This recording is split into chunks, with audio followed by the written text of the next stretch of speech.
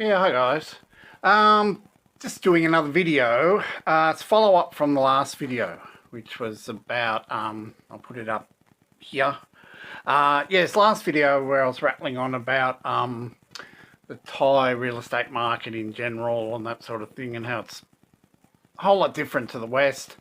In summary, that last video was the real estate pie in Thailand. You can carve it up however you want. Everyone can get a piece of that real estate pie. There are no agents in the traditional sense of the word. Yeah.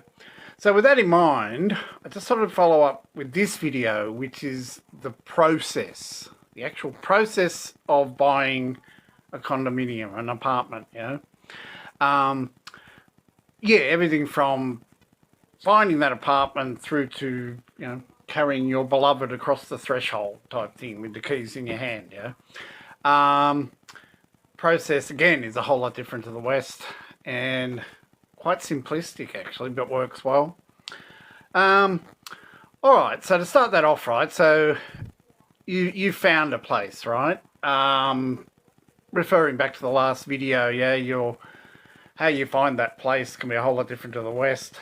You might, taxi driver might put you onto it. You hang around a certain area, the person in the local coffee shop might put you onto it.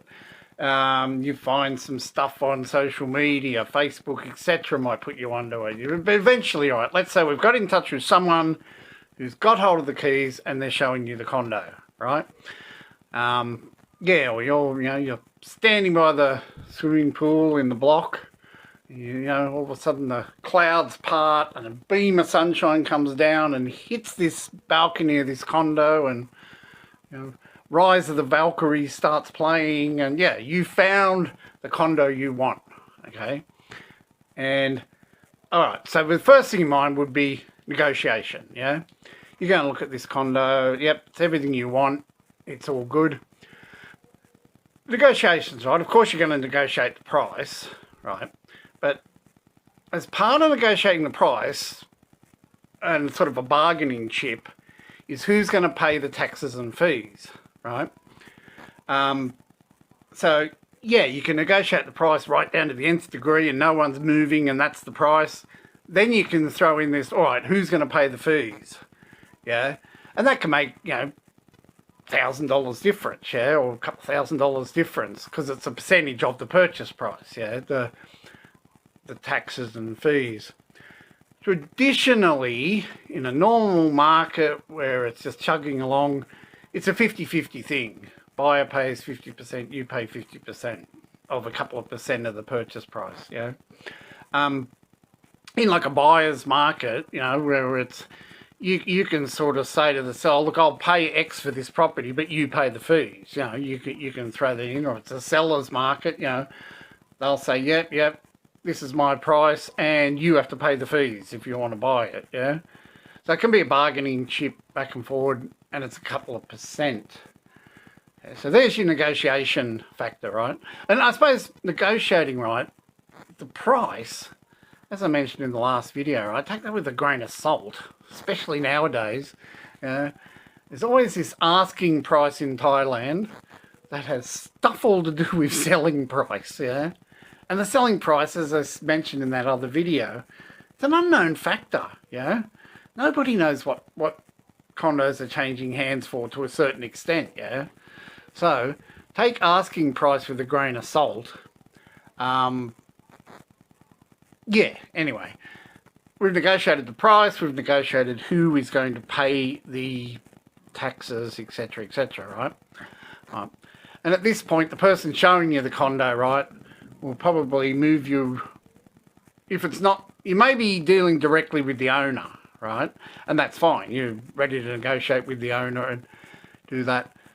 You might be negotiating with someone who's 2 or 3 people removed from the owner, At this point, your offer's gone back and forward to the owner, maybe on the phone, etc. At this point, you'll probably be taken closer to the owner, or you might be dealing with someone who's selling this property on behalf of someone else who's in touch with the owner, So you'll then either get put in touch with the everyone's agreed on the price, etc. We're moving forward, right?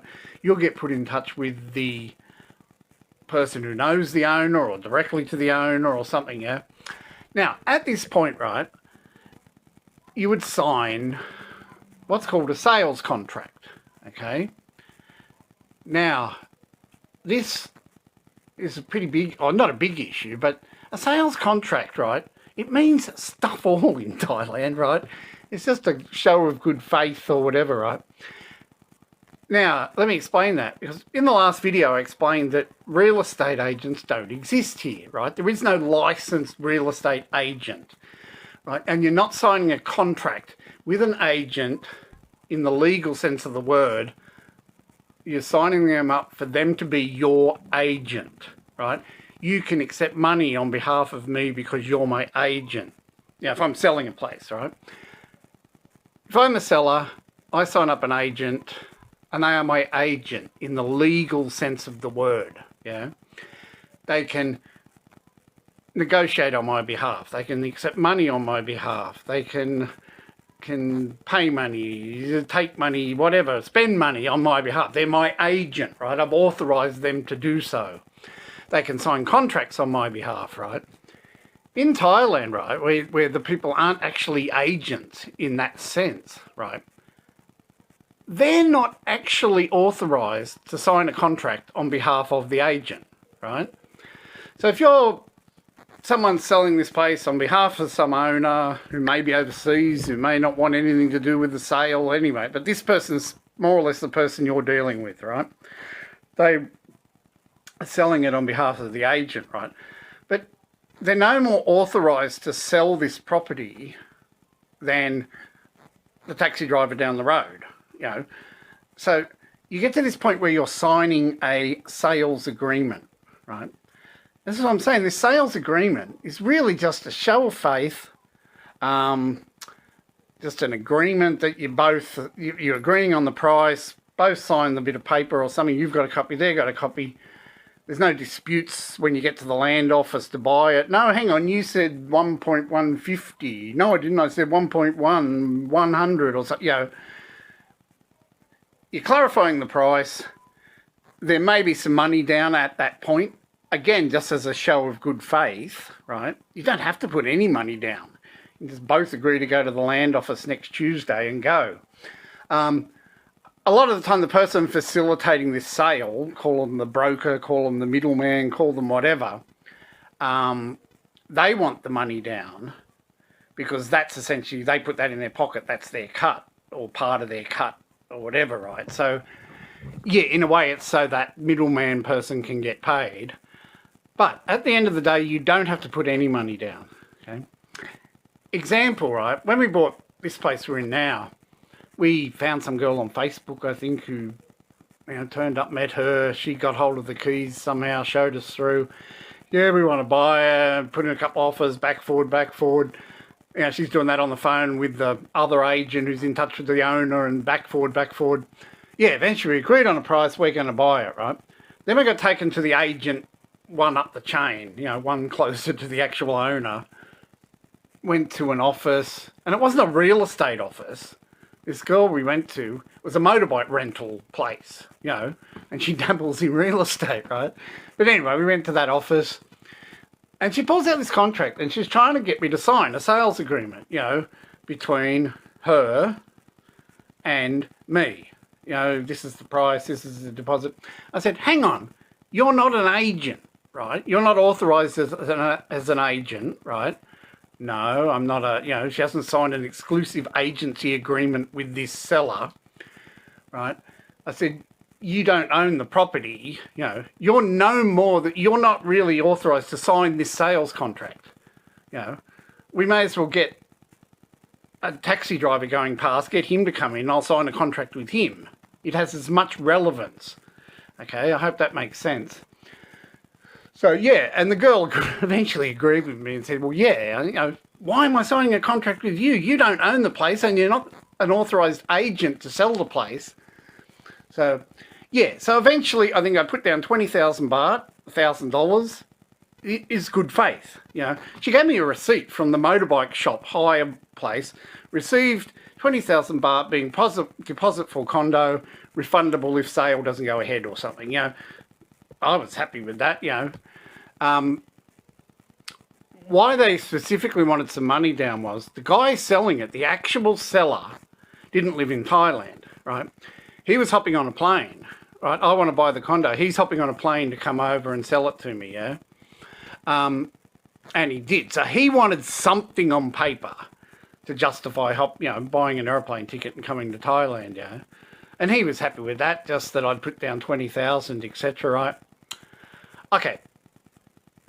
That covers our sales contract, It's not, unless you're dealing with an absolute proper authorised agent who is authorised to sell that property in the legal sense of the word as an agent, sales contract means stuff all. It's just to make both parties feel comfortable. Really, it's just an agreement that, we've both agreed this is the price and we've both agreed to go to the land office next Tuesday, That's it. All right. So the next part of the process, we've negotiated, we've covered that contract and everything.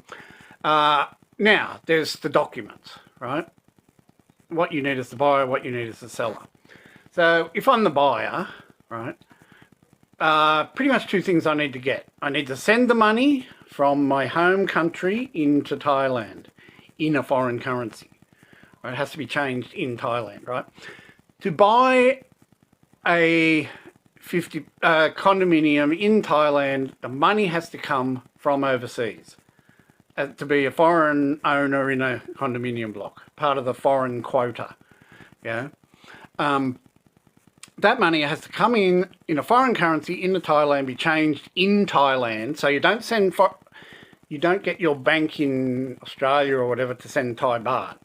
You send Australian dollars to Thailand, it hits your bank, gets changed into Thai baht. Right. The bank will produce what's called an FET. Right. This is one of the documents the land office will want, right, is an FET, foreign exchange transaction. And really that's just the bank saying, yep, some money came from another country into this guy's account. Yep. It's not that complicated. It doesn't have to be that chunk of money. It can be some money you sent a year ago, So long as if you're paying 1 million baht for a condo, so long as you can add up in your account that 1 million baht has come from overseas, might have been 300,000, 100,000 and 500, adds up, the bank will just write you a FET and say, yep, this guy has received into his account the equivalent of 1 million baht in foreign currency, and they write you up this document called an FET, foreign exchange transaction.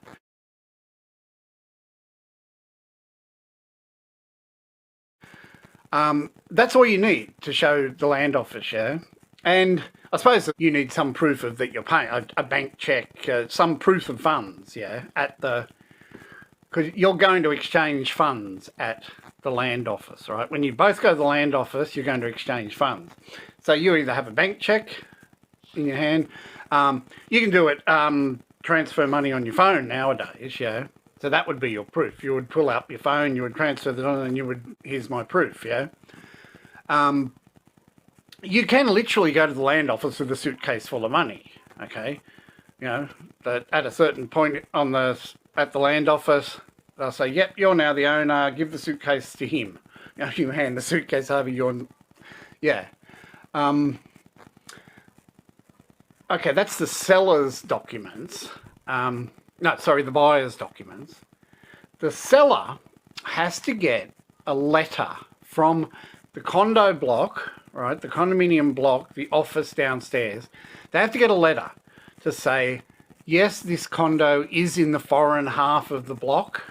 So it can be owned by foreigners, etc.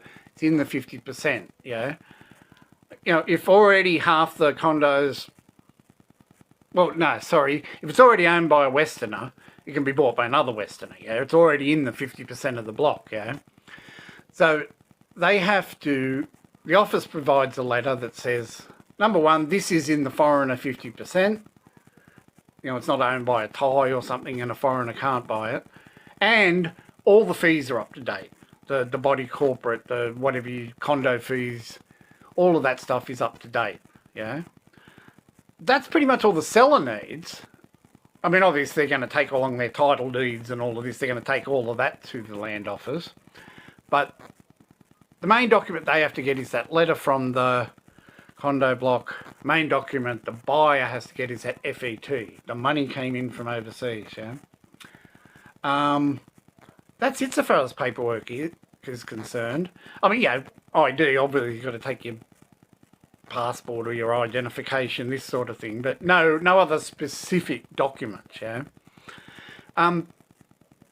Now, we're going to the land office, right? Tuesday afternoon. Now, that same person who introduced you to the block or is between you and the buyer, etc., right, they will come to the land office and help. They will be the person at the land office that does everything, right? They work, essentially, they work for the buyer and the seller, right? They just work to facilitate the sale, yeah?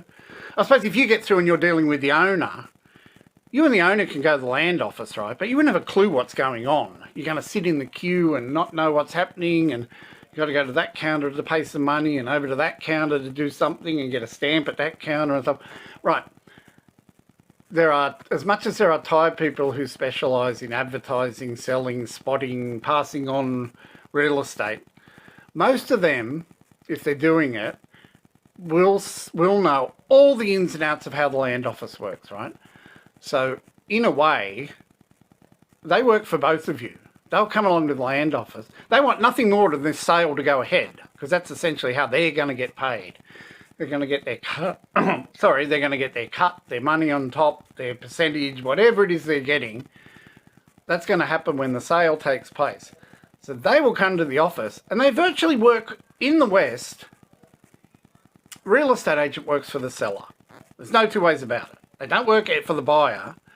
Real estate agent works for the seller. Here, these people you pay to come to the land office to help you, and you can grab anywhere. You can actually go to a proper office real estate and just say, look, I just want someone to do the land office side of it. Yeah, we can send someone along tomorrow, 1,000 baht, yeah, and they'll come. So they're not getting commission. They're just a hired hand to help you do the land office stuff, yeah. And at the land office, right, one of these people that facilitates the land office side of things, right? So the week, say you've agreed to go up a week from now, yeah? During that week, she'll ring you half a dozen times and say, right, Peter, have you got this document yet? Have you got that document? Have you got your FET? Have you got this? She'll give you a rough idea of how much the fees are going to be if you're paying them and she'll be in contact with the seller as well. Have you got your documents? She'll tell them what the fees are, whatever, right? Okay, see you at the land office 10 o'clock next Tuesday. So as buyer, you go along the land office, yeah, you might meet the seller, yeah. Usually the seller has to be there as well, right? So that may be the first time you even meet the seller, yeah. But the seller, and that's what happened to me, because the guy flew in from overseas. First time I ever saw the seller was at the land office. And he was French, couldn't speak a word of English. So, yeah, I didn't really say much to him besides hi and shook hands and that type of thing. But, okay, we're at the land office. A little brown envelope changes hands, yeah? Usually, the buyer puts 1,000 in the envelope, the seller puts 1,000 in the envelope, and the girl will go and give that envelope to the lady in the land office, right? So otherwise you're queuing up, you're waiting on this, you're waiting on... You pay this couple of thousand baht in a little brown envelope, right? You get sat down at a desk by a seller lady who's going to do the sale for you, yeah? You more or less... Yeah, it's bribery and corruption, but it works, yeah? I don't know how it works if you don't pay that money, because every time I go to the land, there's always these people queued up and, you know, take a queue number and now serving C37 at counter 4 or something. If you go there and pay this money, you don't have anything to do with that side of it. Yeah, so we paid our little bribery and corruption. We're at the land office. And it's just a back and forward thing. Yeah, who are you? Where's your ID? Yeah, okay, who are you? You're the seller. Where's the title? Yeah. Oh, a whole lot of paperwork and stamping and photocopying and all. Why do you just sit there, yeah? At some point, the girl doing the transaction, the land office girl, will just she'll tap, get your proper name, how to spell it, everything, yeah. And she's more or less crossing out the seller's name and putting your name on the shenot, the title deed, yeah? And Thai title deeds, actually that's a relevant thing. Hang on, I'll just grab it. Okay, now this is a shenot, right? That's the actual title deeds to a property, yeah? Hang on, why isn't that picking me up? That's the shenot, yeah? It looks all official and it's on this yellow parchment-y sort of paper. It looks how a title deed should look, yeah? But that is your title deed, yeah? It's got a little diagram of the property you're buying, all the relevant details, Turn it over and it has everything to do with the history of the purchasing, buying, selling, mortgaging of the property. It's all on the back of the document, right? This is the title deeds. So if there's a mortgage on the property, right, it's written on the back of those title deeds. If there's a court case pending, if it's part of a divorce, if it's whatever, it's listed on the back of that document, yeah? So she's basically at the land office go after she checks this, checks that, whatever. She crosses out the last entry of Fred Smith owned the condo. Puts in a new entry, Bob Jones owns the condo, yeah? Stamps it, dates it, all of that sort of thing. You get this shenot handed over to you. Well, I don't know if it's this. Actually, I think you do. This then changes hands, right? Not that this is possessionary title, right? If you possess this, you don't own the condo, right? But I'm pretty sure when the condo changes hands, this will be handed over. Yeah, you can lose this and they'll reprint it. It takes you a month or so to get it, but yeah, it's not like you can put this up in a poker game and lose your property. It's not like the Wild West or something, yeah. All right, so we're at the land office. They're doing all of this. The lady's taking one guy's name off the shenot, putting another name on the shenot, and as she puts the new name on the shenot, she'll say to the buyer, "Okay, you can pay the seller now." Yeah, she'll say to the buyer, okay, pay the seller, yeah? So the buyer pulls out their bank check and hands it to the seller, yeah? A lot of the time the land office take a copy of that bank check, or if you're doing a funds transfer, they'll probably want to be sent the receipt. You do a funds transfer, there's a little receipt. You can copy a receipt to a couple of people. You probably copy that to the land office, or if it's a suitcase full of money, I'm not sure what they would do, yeah? But I suppose, yeah, you're signing all these documents and you're stamping this and you're photocopying that. So, yeah, at some point you're signing a document as the seller, yes, funds received, tick, yes, funds given, signing, yeah. So it's really the land office is sitting in the middle like PayPal, yeah? They're going to move the name, change the name on the land title deeds, and at that point, buyer pays seller, etc. And as I mentioned in the other video, right, what buyer pays seller is totally irrelevant to the land office. They don't care less. So long as they're getting fees and taxes on what they say it's worth, yeah, you might be buying a condo for $1 million baht.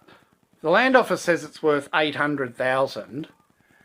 That's what you'll pay fees and taxes on, yeah? How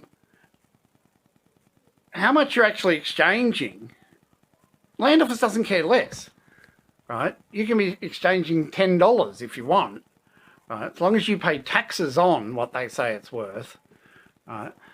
And they'll keep a record of money has changed hands and been accepted by both parties, They'll keep a record of that.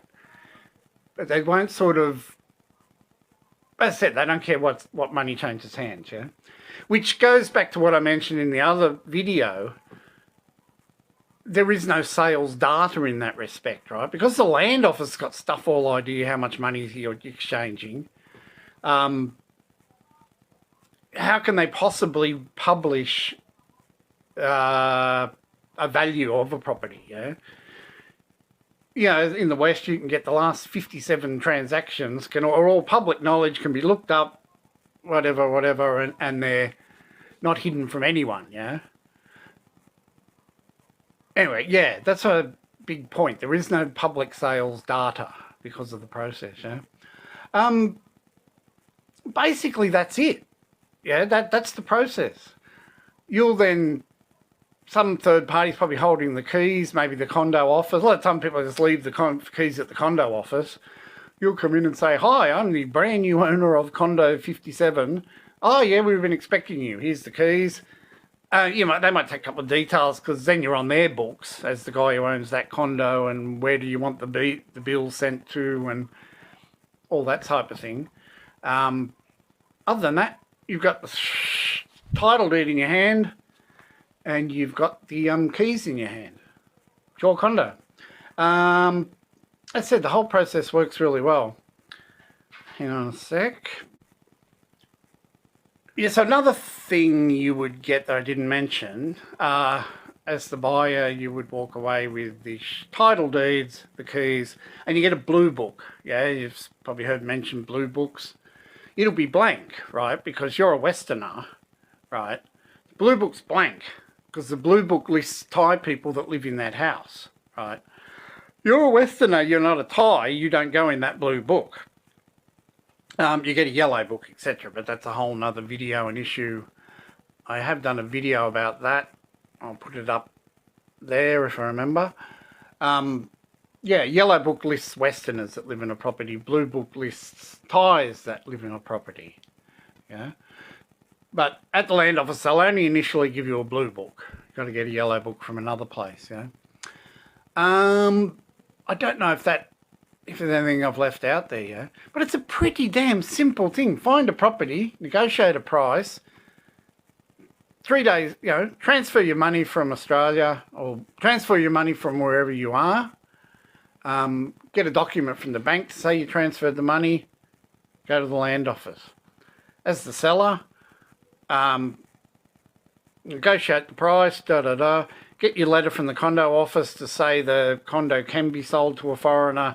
The fees are up to date, and go to the land office. As the seller, have some money, some form of payment, a bank check, a bank transfer, a suitcase full of money. Yeah, as the seller, that's it. You hand over the letter to say it can be sold, sign a couple of documents, you get your suitcase full of money, and you go home. Actually, when I bought this place, we did all that process at the land office, and it's a lot of the time it's just the girl you've taken along to help you, and she's rattling on in Thai to the Thai lady behind the desk, and all of a sudden, right, Peter, you got this document? Yep. Ask the seller for a document, a whole lot more rattling on, and there's things being stamped and photocopied, and we did all that process, right? And we got downstairs, and we're just sort of, shaking hands, and, oh, thank you very much, nice to meet you, and a bit of a joke and things. I realised I still had the cheque in my top pocket. The bank cheque was still sitting in my top pocket, right? So, yeah, we're just, oh, hang on, I've forgotten. Here's your money. So, yeah. So at one point in time, I had the shanot in my arm. I still had the money in my pocket. So, but yeah, that's to show you how the whole system works, I think I'll leave it there. But if there's any questions, give us a yell, because it's surprising how much people don't get how these systems work. They have some vague thing they've picked up from somewhere, and people have this concept that the whole thing in Thailand is set up to rip foreigners off, I think everything to do with this buying property and stuff is just this scheme that's set up to milk foreigners of their funds, which is really it's a load of rubbish, yeah?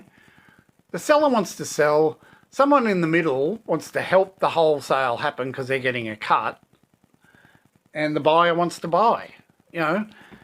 There's not a lot of opportunity there to be false or fake or rip someone off, yeah? As I said, you don't even have to put a deposit down half the time. That's just a show of good faith a lot of the time. Yeah, it's just so you know this guy's not messing you around. They're serious. Yeah, there's not a lot. To me, putting down a deposit, right, if you put down a hefty deposit on something, that's incentive for the seller to do a runner, yeah? They've got 100K in their pocket. Oh, I might just disappear off the face of the earth. The guy won't be able to find me. You know, he's a Westerner. He's probably going back home soon. Yeah, you get what I'm saying? To a certain extent, a deposit is almost incentive to put it in your pocket and do a runner. You know, otherwise, the seller's not going to get an ounce of money till he goes to the land office and sells, and you're not going to pay an ounce of money until you go to the land office. So yeah, I think the system works. The system works really well. And as I said, if there's anything wrong with the property, it won't go through. The land office will just say, no, hang on, you can't buy it, you can't sell it. If there's anything wrong with the property, it's on the back of this document. See, that's like, if you read through them, it's probably the developer sold to the guy, then I bought it off the guy. That's probably, there's only been a couple of transactions on this condo, yeah? Some condos probably they've tacked on a second page, I don't know. But as I said, if there's a bank loan on the property, it's on here. If there's a lien, a mortgage, a debt, yeah, there's a dispute over the boundaries. It's all going to be on the back of there. Yeah, that is the ongoing record of the So there's no need to do this grand due diligence thing that solicitors charge you a fortune for in Australia. All your due diligence is right there on the back of the document. Yeah. All right, I shall leave it there. I'll stop rattling on. I'm getting very good at just this rattling on, aren't I? Horrible outside there. Looks like it's about to bucket down rain. So, all right, I'll leave it there, guys. As I said, any questions, pop them in the comments, yeah? That's what I'm actually looking for, is more people who ask questions, the more stuff I know what to do videos about, yeah? Or I can, you know, maybe even do another video to specifically answer something, yeah. All right, guys, I'll leave it there. Thanks. Cheers.